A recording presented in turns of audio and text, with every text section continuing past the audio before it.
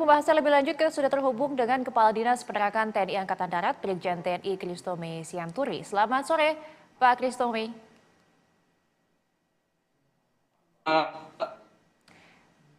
Baik, Pak Kristo, bisa diupdate kembali Pak, bagaimana kemudian informasi terkini proses investigasi penanganan terkait dengan peristiwa kebakaran yang terjadi di gudang amunisi Kodam Jaya ini, Pak Kristo?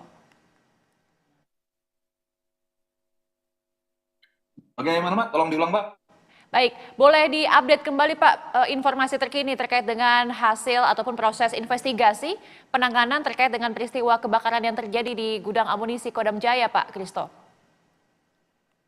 Baik, yang perlu kami update saat ini bahwa hingga sore hari tadi kita masih berkonsentrasi untuk melakukan pendinginan di lokasi, artinya lokasi yang tadi malam di gudang Balkir, gudang nomor 6, gudang munisi daerah milik Kodam Jaya Jakarta.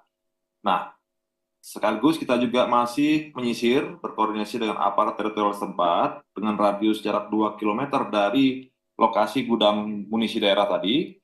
Apakah masih ada proyektil-proyektil ataupun benda-benda yang diperkirakan berasal dari gudang munisi tadi, Mbak. Nah, dari situlah nanti kita setelah benar-benar kita yakinkan bahwa hot site lokasi itu sudah benar-benar aman, maka tim investigasi akan terus bekerja untuk meneliti apa sih kira-kira penyebab terjadinya kebakaran tadi malam. Demikian kira-kira, Mbak. Oke, dari hasil penyisiran hari ini apakah sudah ditemukan Pak berapa proyektil-proyektil sisa ledakan dari gedung amunisi ini? Ya, hingga sore hari ini kami masih menunggu lagi apabila memang masih ada laporan-laporan lain dari masyarakat. Sementara yang kita temukan adalah yang dari tadi malam hingga siang hari tadi. Jumlahnya bervariasi, Mbak. Saya juga tidak update berapa jumlah banyaknya, karena berbagai macam seperti ada granat, ada pecahan atau kelongsong munisi dan sebagainya. Demikian, Mbak. Saat ini masih dilakukan investigasi, tapi apakah benar Pak dapat dipastikan bahwa penyebab dari kebakaran ini adalah dipicu amunisi yang sudah expired begitu atau kadaluarsa atau adanya mungkin pihak-pihak lain yang lalai? Ya, jadi gudang nomor 6 ini merupakan penempatan bagi munisi-munisi yang sudah kadaluarsa atau expired. Jadi kan masing-masing munisi ini bervariasi masa tenggang waktu penggunaannya. Ada yang 10 tahun, ada yang lebih dari 10 tahun. Nah, kemudian munisi-munisi yang artinya yang sudah kadaluarsa ini sebelum didisposal, maka munisi itu ditempatkan di gudang nomor 6 tadi. Nah, sambil menunggu proses administrasi untuk pendisposalan atau pendisposannya atau penghapusannya. Nah, sebenarnya rencana awal dari TNI Angkatan Darat atau dari Kodam Jaya bahwa munisi yang ada di gudang Balkir nomor 6 ini sendiri akan dimusnahkan setelah Hari Raya Idul Fitri ini, Mbak. Tetapi memang dinamika terjadi sehingga terjadilah insiden tadi malam itu, Mbak. Oke, baik, artinya apakah tidak bisa diprediksi begitu Pak untuk amunisi-amunisi yang sudah expired ini kemudian akan bisa meledak lebih awal sebelum yang tadi Bapak sampaikan ada SOP-nya yang akan diledakkan dan lain sebagainya?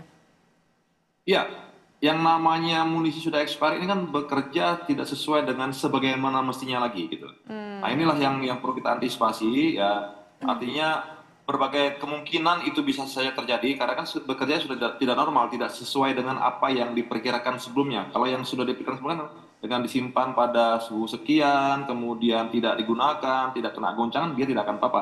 Tapi munisi-munisi yang artinya sudah kadaluarsa ini kan memiliki sifat-sifat yang sudah tidak sesuai dengan yang seharusnya lagi, sehingga apakah itu karena guncangan, apakah karena kenaikan suhu sehingga bahan-bahan kimia yang ada dalam bisa bereaksi. Nah, nanti itulah yang akan kita cari tahu oleh tim investigasi kenapa hal itu bisa terjadi, Mbak.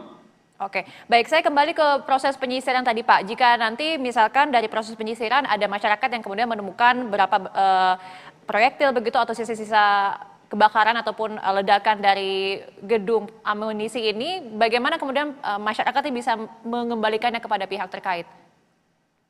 Ya, artinya dari tadi malam juga kami sudah menyampaikan kepada seluruh masyarakat melalui Babinsa setempat juga, apabila memang ada masyarakat di wilayah gudang munisi Good Murah Kodam Jaya ini menemukan benda-benda yang diperkirakan berasal dari gudang munisi tadi, segera melaporkan kepada aparat yang ada di wilayah setempat itu, Mbak. Kan di situ pun tidak jauh dari gudang itu banyak sekarang aparat yang sedang menyisir bekerja untuk mencari apabila ada kemungkinan masih adanya benda-benda atau proyektil yang berasal dari gudang amunisi, sehingga tidak susah bagi masyarakat sekitar yang sana untuk menemukan aparat atau untuk melaporkan itu, Pak.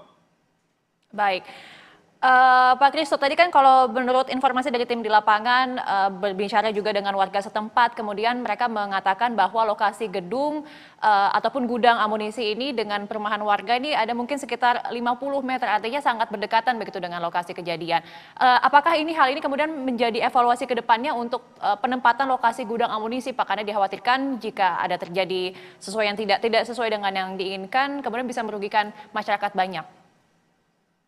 Ya tentu, ini akan kita jadikan sebagai bahan evaluasi ke depan. Artinya gini, Pak, yang namanya satuan-satuan TNI apabila akan dibangun itu sudah mulai kajian.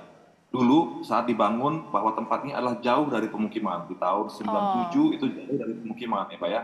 Depan perkembangan saat ini sampai tahun 2024 ini kan permukaan semakin bertambah dan mendekat ke arah lokasi di mana instalasi militer berada. Nah, inilah yang perlunya sinkronisasi rencana tata ruang wilayah RT RW setelahnya oke. itu antara pemerintah daerah dengan TNI, mana yang digunakan sebagai perumahan, mana yang boleh digunakan sebagai pertanian, mana yang digunakan sebagai tempat alat pertahanan. Nah, ini yang harus sinkron kita, Mbak. Jadi kalau enggak kan nanti apakah harus pindah terus memang gudang munisi ini? Sementara gudang munisi sudah didesain, misalnya gudang munisi daerah ini yang berada di wilayah Kodam Jaya untuk melayani seluruh satuan-satuan yang ada di wilayah Kodam Jaya. Apabila dipindah terlalu jauh, maka nanti akan merepotkan distribusi apabila memang diperlukan. Nah, ini juga perlu kajian nanti, Pak. Ya, makanya Baik. perlunya sinkronisasi rencana tata ruang wilayah antara pemerintah daerah, TNI dalam hal ini juga, sehingga tadi perizinan mana yang diperbolehkan untuk mendirikan misalnya perumahan, mana yang diperbolehkan untuk pertanian dan hutan lindung dan sebagainya, sehingga di kemudian hari tidak lagi terjadi hal-hal seperti ini. Contoh misalnya ada satuan, ada lapangan tembaknya dulu jauh dari perkampungan, tiba-tiba ada perubahan-perubahan sehingga harus mengalah, tentara tidak bisa latihan menembak. Nah, demikian kira-kira, Mbak.